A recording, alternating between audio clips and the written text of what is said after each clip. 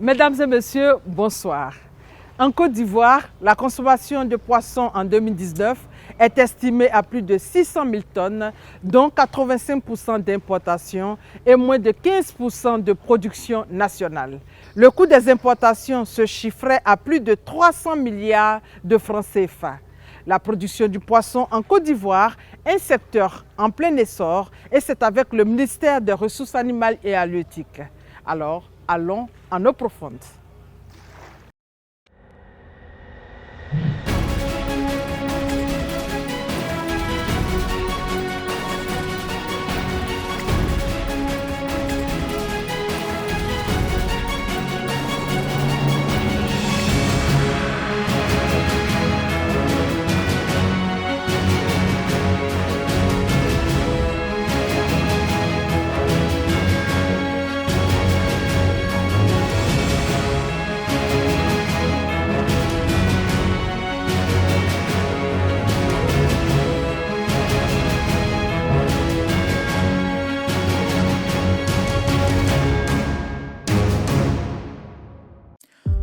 Le poisson est la principale source de protéines animales du consommateur ivoirien, soit 50%, et représente entre 15 et 16 kg par an de consommation par habitant.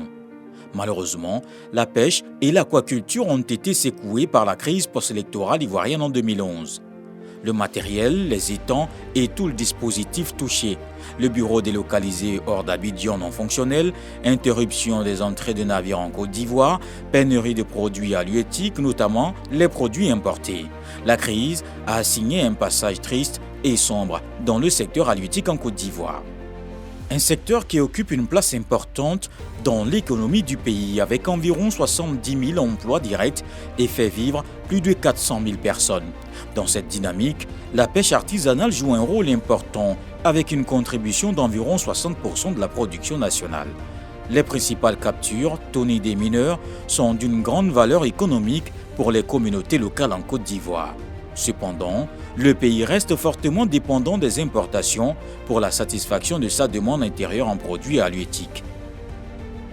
Concernant l'aquaculture, d'énormes potentialités existent pour son développement, compte tenu des atouts naturels considérables. 150 000 hectares de lagunes, 350 000 hectares de lacs et de nombreux bas-fonds propices à l'implantation d'exploitations aquacoles, végétation de mangroves, fleuves, retenues d'eau dont dispose le pays. Mais ces potentialités sont faiblement exploitées. À ce jour, l'aquaculture fait face encore à plusieurs contraintes techniques et financières et doit relever plusieurs défis dont les principaux se dégagent comme suit.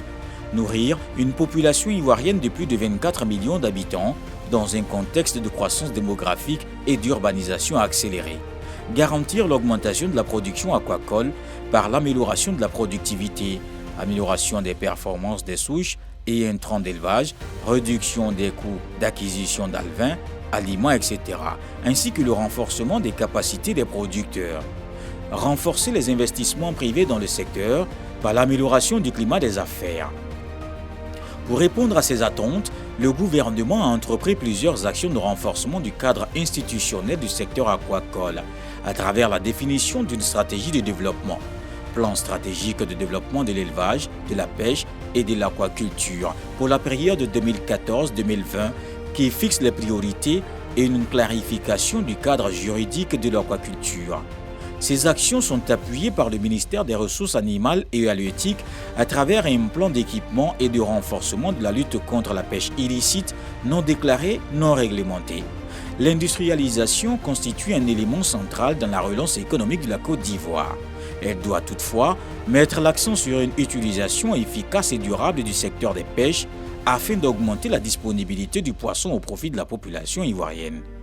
L'une des priorités du gouvernement actuel est de faire du secteur des ressources animales et halieutiques une source de croissance durable et de création d'emplois, en vue de réduire l'extrême pauvreté et la faim en Côte d'Ivoire. L'un des challenges que le MIRA entend relever à travers la réalisation de plusieurs projets. Notre périple commence par Sassandra. Ici, le projet porte sur la construction d'un marché d'une capacité d'accueil de près de 1000 places avec 826 magasins et d'un débarcadère en pleine exploitation.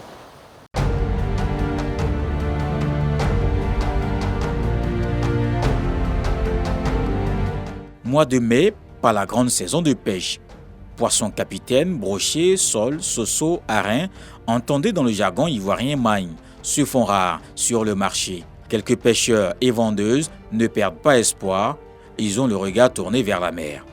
Avant on était là-bas, la mer nous fatiguait, la pluie aussi, ainsi que le soleil. Donc maintenant on est venu ici, là, en tout cas vraiment, c'est bon, on s'améliore un peu, c'est bon. Depuis que le débarcadère est là, nous voyons que le poisson qu'on payait à cher est devenu un peu moins cher. Maintenant, nous avons besoin des équipements comme des conteneurs pour chambre froide pour pouvoir conserver nos poissons. Avant le débarcadère, nous étions au sable. On débarquait le poisson au sable. On vendait ça sur le sable. Vraiment, ce n'était pas bien à voir. En mangeant le poisson, il y a le sable, tout ça là-dedans. Depuis que l'État ivoirien, le gouvernement nous a fait le débarcadère, les poissons sont bien propres. Tout le monde vient payer ici à Sandra, aussi au débarcadère. Voie de la côtière impraticable, vous la détournez en passant par San Pedro Sassandra, après 100 km de route constituée aussi de nids de poules. Le projet d'aménagement du site du débarcadère et de la construction du marché central pour le développement de la zone commerciale de la commune de Sassandra a démarré en mars 2017 pour une durée de 5 ans. Sassandra est en matière de pêche le 3e pôle, avec 2000 pêcheurs, 1000 fumeuses, en tout cas un grand effectif qui travaille dans des conditions très pénibles. Le ministère a jugé bon de leur offrir un cadre amélioré de travail. Désormais, les produits sont débarqués dans des conditions très saines. Le site est aménagé et cela rassure le consommateur. Le projet comporte 3 composantes, à savoir la construction d'un débarcadère muni d'un bâtiment administratif, d'un bâtiment de vente au détail, d'une salle de stockage, d'une aire de manutention et de toilettes. Avant, on était dans un hangar. C'est là-bas on paye poisson. C'est là-bas on met le congélateur, après on glace dedans. Mais en gare là, tout c'est gâté en haut là. Si la pile est tombée, il faut que tu vas payer les parapluies. Tu mets sur toi. Sinon, tu ne peux pas glacer ton poisson. Ça c'est un. Deuxième là, avec de la glace. On a problème de la glace. Mais aujourd'hui là, il y a nos magasins. Si tu as poisson, tu mets dedans. Il y a la glace. Tu payes la glace, tu mets dedans. Il n'y a pas de problème dedans. Le débarcadère et le marché central sont ouverts depuis 2019 aux différents acteurs concernés. À Sassandra, comme dans certaines régions de la Côte d'Ivoire, la pêche est pratiquée majoritairement par la communauté étrangère depuis plusieurs décennies. Le secteur est de plus en plus organisé, du débarcadère à la vente du poisson jusqu'au marché. L'avènement de ce marché a fait qu'il y a eu beaucoup de commerçants à Sassandra. Parce que tout le monde veut avoir une place dans ce marché pour pouvoir vendre, tellement le marché a été bien construit. Donc ça fait que le développement est amorcé, tout le monde vient pour faire des achats dans ce marché, pour voir l'architecture qui a été déposée par l'État. La façade maritime Côte Sud-Ouest, Sassandra, Fresco, San Pedro Tabou est réputée être riche en ressources halieutiques. Mais comment explique-t-on la rareté du poisson dans la zone et le prix élevé? Concernant la rareté du poisson, ici notre pêche est beaucoup axée sur la sardinelle. La sardinelle, c'est le hareng et la sardine. Les poissons qu'on appelle hareng et sardine. Et quand il y a la sardinelle, il n'y a pas de poisson noble. Or, nous tous, nous voulons avoir le poisson noble. Quand ce poisson noble-là vient et que ce n'est pas en abondance, c'est tout à fait normal que le prix soit un peu élevé. Donc c'est pour cela que souvent les gens disent que le poisson est chez Sassandra. Le débarcadère et le marché central de Sassandra sont plus achalandés de mars à avril, période de forte production. Dans la cité des Antilopes, on ne parlera pas de ressources animales, mais plutôt de ressources halieutiques. Voici une écloserie, une ferme piscicole qui produit plus de 100 000 alevins le mois. Alors, quel est le processus de production? Explication avec le technicien de la ferme. Daloa, ancien corridor sur la route d'Issia, 2 km après le goudron, s'étendent sur 4 hectares, une écloserie et une ferme piscicole. La ferme a été installée depuis 2017 et l'écloserie a commencé à fonctionner en 2016. Ici, c'est l'écloserie de Daloa, plus précisément du centre-ouest. Nous produisons des alevins ici et on met à la disposition des pisciculteurs pour les grossir et commercialiser. Et la première étape de notre écloserie commence par ici. L'espace qui est là, qui est utilisé, c'est là que nous faisons les alevins. Nous mettons des géniteurs à partir de ces enclos que vous voyez, communément appelés des bacs, des appâts. Et ces appâts nous servent de mettre les géniteurs dedans pendant une durée de 15 jours.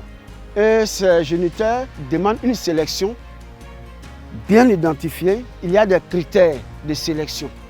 Tous les géniteurs ne peuvent pas nous donner des larves comme il se doit.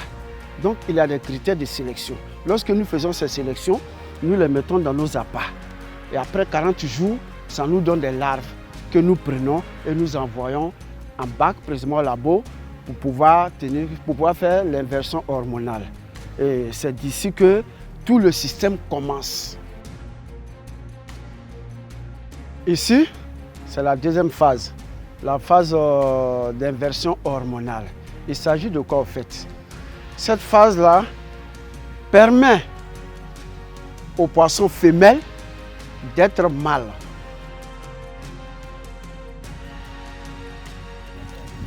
Ok, vous voyez ici, c'est la dernière phase, la phase de progressivement. C'est ce que là, vous voyez un peu ces alevins du début. Nous sommes à la fin. Voici les alevins qui ont déjà fini l'inversion hormonale, qui a une durée de 45 jours avec un poids de 5 grammes. Et c'est de là que le pisciculteur vient prendre et aller grossir sur ses étangs. Ici, nous sommes dans la phase de livraison, c'est-à-dire le transport du poisson à partir du pisciculteur qui vient le payer sur place. Et là, c'est une phase très importante. Vous voyez ce ballon. Dans ce ballon, j'ai pointé au moins 500 poissons. Et cette quantité me permet au pisciculteur d'arriver à destination.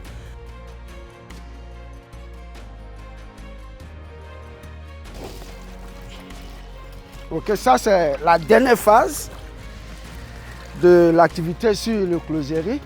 Et là, voici un ballon que M. Adama, je viens de livrer à M. Adama. Il y en a encore plein. C'est l'un de mes clients fidèles. Et par jour, nous arrivons à servir un peu pas mal de clients. Et souvent 10, 15, 20 ballons par jour. L'écloserie a été identifiée par le gouvernement en raison de la production et l'accès facile pour ravitailler les marchés de Daloa, Soubré, Guiglo, Mans, Saint-Frère et Gagnoa. C'est un projet réalisé en collaboration avec le FIRCA et le CNRA. Sur ce site, loin de la mer, des dispositions techniques sont prises pour élever des poissons en eau douce. Poissons de mer, poissons élevés, poissons d'eau douce, c'est une affaire de goût. Je vais vous présenter deux types de poissons. Nous avons les poissons d'eau douce et celles des piscicultures. L'eau douce, est naturelle, couramment, que tout le monde connaît à Guézabo, qui est là. Mais le plus important, nous avons les poissons de pisciculture. Parce que durant les manquants, nous accédons beaucoup avec les poissons de pisciculture. Avec ces poissons-là, nous arrivons à nourrir la population. Les deux poissons ont deux différents goûts. Je vous invite beaucoup à opter pour les poissons de pisciculture, qui sont moins chers et adaptables à toute la population. Les populations penchent plus pour la production locale pour plus de saveur. Après Daloa, cap sur Aguin Village à Benjerville. Une traversée sous une fine pluie pour voir l'élevage lagunaire de tilapia avec des structures hors sol et des cages flottantes. Benjerville, Adien Village, paisible petit village de pêcheurs. Adien se trouve sur la rive sud de la lagune du même nom, formée par un affluent de la lagune Ébrié vers le nord-ouest. Depuis les hauteurs de Benjerville, on y accède par une route bitumée, serpentée, qui descend en direction de la lagune. Adien se dévoile au détour d'un virage dans un paysage vallonné et verdoyant. Constat sur ce site, élevage de poissons dans les lagunes Ébrié et Adien. Reproduction en bac cimenté, élevage en cage flottante, c'est tout un dispositif d'une société spécialisée dans l'élevage lagunaire de tilapia créé en 2019. À présent, vous voyez les cages flottantes. Les cages flottantes qui nous permettent de faire l'élevage du poisson. Voilà, donc ici, nous avons au total une trentaine de cases qui sont composées. Nous avons ces 4 cases qui permettent d'avoir les alevins de 2 à 15 grammes. Nous avons ces cases qui sont autour de moi, sont les cases des futurs géniteurs, qui sont de dimension 5-6-5. Et les cases de grossissement qui se trouvent là-bas, qui sont au nombre de 35, qui sont de 12 sur 12, que nous pouvons mettre autour de 7 à 8 000 poissons à l'intérieur. On a les géniteurs qui sont ici, qu'on met dans les bacs, qui nous donnent des larves. Les larves, du démarrage des larves, au grossissement du poisson, avec les aliments que nous avons, nous tournons autour de 6 à 7 mois. Pour avoir un poisson de 500 grammes. C'est lorsqu'on a les poissons de 500 grammes, directement les poissons sont mis sur le marché. Des étangs, des structures hors sol et des cages flottantes également sur la terre ferme, d'une superficie totale d'un hectare, 64 bassins bétonnés, des bâtiments et halls de manipulation diverses, bureaux pour le gestionnaire de la ferme, l'atelier de fabrique d'aliments, magasin de stockage. C'est toute une organisation pour ravitailler le marché en poissons de meilleur goût. Pour la reproduction dans ces bassins, nous partons chercher des géniteurs qui nous viennent souvent du CNRA de Boaké. Et ces géniteurs-là, nous les grossissons et à un certain moment, on les sexe pour mettre à part les mâles et les femelles. Ces mâles et les femelles que nous avons sexés, nous venons faire la mise en charge dans ces bassins-là, à raison d'un mâle pour 3 femelles. Ce qui nous permet d'avoir dans ces petits bassins 80 géniteurs, soit 20 mâles et 60 femelles. Et une fois la mise en charge des géniteurs a été faite, on fait la récolte des alevins au bout de 21 jours. Au bout de 21 jours, on obtient des alevins qui sont autour de 0,01 g à 0,1 g. Voilà. Ces alevins que nous récoltons, nous les transportons dans des cages de démarrage qui sont installées dans la lagune. Satisfaire les Ivoiriens en poissons de qualité et en quantité suffisante, c'est l'objectif à atteindre. Mais des défis restent à relever. Selon la FAO, d'ici à 2030, plus de 60% de la population des pays en développement vivront dans les mégalopoles. Ces pays doivent donc relever un double défi, celui de la famine, la sous-alimentation et donc l'insécurité alimentaire. L'aquaponie peut être l'une des voies à explorer pouvant relever ce défi. Une trouvaille dans ce numéro. Il s'agit de l'aquaponie. C'est peut-être nouveau pour certains, mais pour d'autres, c'est connu. L'aquaponie est un système vertueux d'élevage de poissons associé à l'agriculture au sol pour lutter contre l'insécurité alimentaire. Explication. Après plus de 30 années d'études en pointillé, le concept d'aquaponie apparaît de plus en plus comme une ouverture pour le monde agricole. Un moyen de lutte contre l'insécurité alimentaire et de préservation des ressources en eau du point de vue quantitatif et qualitatif. Aujourd'hui, l'aquaponie fait l'objet d'une activité économique significative au Canada, aux États-Unis, notamment à Hawaï, en Australie et en Europe. Mais elle est en développement en Afrique de l'Ouest, à l'état embryonnaire. Avec l'aquaponie, on peut produire des poissons même en zone désertique, en zone aride. Et la Côte d'Ivoire ne s'autosuffit pas en poissons. Si chaque Ivoirien installe dans son environnement, dans sa cour, sur sa dalle ou sur son balcon, un système aquaponique, le problème d'autosuffisance alimentaire, surtout en produits halieutiques, sera résolu. Parce qu'un système aquaponique de 1 mètre cube, comme nous l'avons ici, peut produire 60 kg de poissons par an et 300 kg de légumes ou de fruits par an. Donc avec un système de 1 mètre cube, chaque Ivoirien pourra avoir 60 kg de poissons par an. Ici à Lokodjoro, précisément à la marina de pêche, 60% d'Ivoiriens exercent sur place et c'est toute une organisation. Marina de pêche dans la commune d'Atekoubé, précisément dans le quartier de Lokodro, est un centre de pêche de maintenance, d'entretien des navires de pêche et de formation au métier de pêche. Le secteur est géré par les Ivoiriens. Ici, à la marina de pêche, nous formons les jeunes étudiants sortant du lycée professionnel de Grand Laou. Ça, c'est de façon particulière, de façon exceptionnelle, puisqu'ils ont déjà une formation théorique. Nous nous basons sur cette formation-là pour encore les perfectionner dans tout ce que nous faisons ici, concernant la mécanique, l'électricité maritime et également aussi la pêche. Chaque année, il y a des élèves sortant du lycée de pêche de Grand Laou qui viennent ici pour les stages de perfectionnement que nous recevons. Cette année 2021, nous avons 13 élèves qui sont en stage ici avec nous. Comme vous les voyez, ils sont ici. Il y a des filles parmi eux qui s'intéressent aussi à la pêche.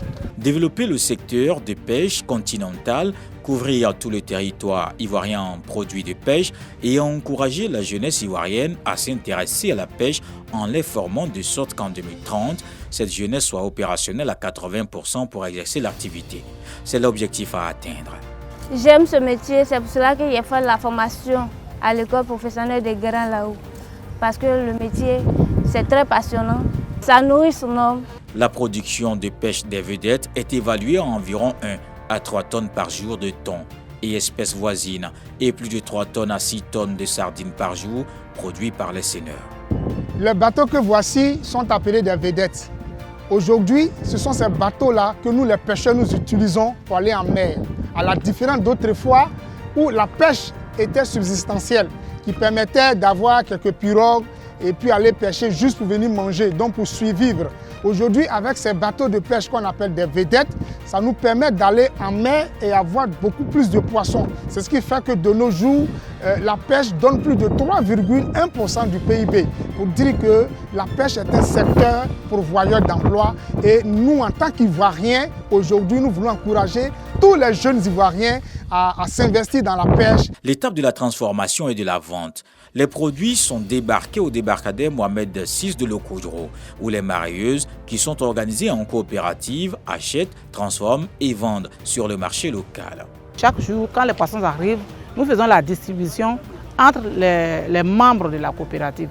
C'est-à-dire qu'on a dressé une liste. Si aujourd'hui que c'est l'embarcation qui est venue, si ce n'est pas beaucoup, si c'est 20 personnes qui ont eu, les autres patients demain, on suit, au fur et à mesure, on suit la liste, on a dressé les noms sur les listes. Donc c'est comme ça, nous, on fait le partage. Pour le gouvernement, l'objectif global de la stratégie de développement de l'élevage, de la pêche et de l'aquaculture s'inscrit dans le cadre général de la lutte contre la pauvreté et de la création d'emplois, pour ramener le pays sur le sentier d'une croissance vigoureuse, soutenue, inclusive et solidaire, afin de permettre à la Côte d'Ivoire d'être un pays émergent. La Côte d'Ivoire consomme plus de 600 000 tonnes de poissons. Elle ne produit que 110 000 tonnes. Le gap à combler est de plus de 500 000 tonnes. Avec le potentiel existant et les technologies disponibles et avec les compétences formées notamment en aquaponie, dans une quinzaine d'années, le pays peut être exportateur de poissons. Paris, qui peut être gagné en prenant en compte certaines préoccupations des populations, notamment les questions liées à la rareté et à la cherté du poisson, les préjugés concernant des poissons importés, le projet de l'aquaponie et la rareté des crustacés. Pour être complet sur le sujet concernant les ressources halieutiques, notre invité sur le terrain est le conseiller technique chargé des pêches et de l'aquaculture au MIRA. Il s'agit de M. Bamba Vakaramoko. M. Bamba Vakaramoko, bonsoir. Bonsoir madame. La première préoccupation des Ivoiriens concerne les poissons importés qui sont mieux vendus alors que le goût reste relatif. Votre commentaire? Le poisson qui vient de très loin vient sous forme congelée. Il perd forcément de sa fraîcheur, compte tenu de la distance, compte tenu du temps et des conditions de conditionnement. C'est pour cela qu'ils pourront apprécier la production locale à sa juste valeur. Et c'est l'un des points forts de la production locale. La production de nos pisciculteurs ici et de nos pêcheurs est forcément d'un goût plus agréable. Le secteur était détenu par les étrangers par le passé. Aujourd'hui, quel est le point de la situation? C'est vrai, jusqu'à présent, nous avons encore jusqu'à 90% par exemple de nos pêcheurs au niveau artisanal qui sont d'origine ghanéenne, notamment pour la pêche en mer. Au niveau des plans d'eau intérieurs, les lacs, et au niveau des lacs, là aussi, pratiquement la majorité des pêcheurs sont d'origine des pays limitrophes, notamment le Mali, vous les connaissez, les Bozo, qui sont les principaux acteurs à ce niveau-là. Mais vous savez également qu'avec les lacs Kossou, Tabo et autres, de plus en plus nos compatriotes, notamment les populations du centre du pays, les populations riveraines de ces lacs-là, sont de plus en plus impliquées dans ces activités de pêche, de capture. Là. Et je pense qu'on peut les faire, nous les encourageons régulièrement. Hein. Quel bilan faites-vous de 2011 à 2020 du secteur des ressources halieutiques quand on sait que le gouvernement a beaucoup de défis à relever? Notre secteur qui avait subi beaucoup des impacts négatifs, des crises, est en train d'être restauré. Toutes les infrastructures en son temps, les infrastructures de production aquacole, vous connaissez les étangs et autres que vous voyez partout, avaient été détruits du fait de la crise. Au niveau des pêches, beaucoup d'armateurs étaient allés ailleurs, étaient allés chercher ailleurs où il y avait plus de facilité et de sécurité pour leurs activités. Mais tous ces gens-là aujourd'hui sont en pleine activité. Donc, naturellement, la production est à la hausse. Nous enregistrons à ce jour des importations de 500 000 tonnes. La production locale n'étant que de l'ordre de 110 000 tonnes actuellement. Et après d'ailleurs des progrès. Nous avons donc un déficit de l'ordre de 500 000 tonnes pour assurer l'approvisionnement, qu'il faut combler pour assurer l'approvisionnement de nos marchés. Les Ivoiriens sont des gros consommateurs de poissons. Le ministère des Ressources animales et halieutiques en est très conscient. Et grâce aux actions que nous avons entreprises depuis au moins 2012, nous sommes en train de relever le niveau de la disponibilité, le niveau de la production nationale, progressivement, mais de plus en plus significatif. Par exemple, pour cette production nationale, nous sommes passés de l'ordre de 40 à 50 000 tonnes avant 2012 à 110 000 tonnes aujourd'hui. Les éléments qui nous ont permis d'enrichir ces progrès sont en train d'être amplifiés de plus en plus parce que nous comprenons clairement qu'est-ce qui faisait nos contraintes. Les perspectives pour terminer. Merci madame. Pour les perspectives, il faut savoir que monsieur le ministre Sidi Temoko Touré est actuellement en train de prendre des réformes au niveau institutionnel, au niveau juridique, comme au niveau opérationnel, pour relancer notre capacité de production, pour relancer notre capacité à répondre aux besoins des populations. Ces réformes-là concernent le cadre juridique, comme je l'ai dit. Nous sommes en train d'élaborer un nouveau code de la pêche et de l'aquaculture. Au niveau institutionnel, il est prévu de mettre en place de nouvelles institutions au niveau de notre ministère qui permettent d'être plus proches de la demande des populations en termes d'encadrement, de conseils et d'appui de toutes sortes. Et enfin, au niveau des réformes opérationnelles, nous sommes en train de finaliser un plan stratégique de développement de l'aquaculture et de la pêche qui va être dans la même logique d'ambition que le PND. Merci monsieur le conseiller technique chargé de la pêche et de l'aquaculture au MIRA pour toutes ces informations. Votre secteur est très vaste. Nous avons parlé aujourd'hui des ressources halieutiques. Le prochain numéro de la Côte d'Ivoire en marche sera consacré aux ressources animales. Merci à vous de nous avoir suivis. Ce magazine a été réalisé par CICE Images.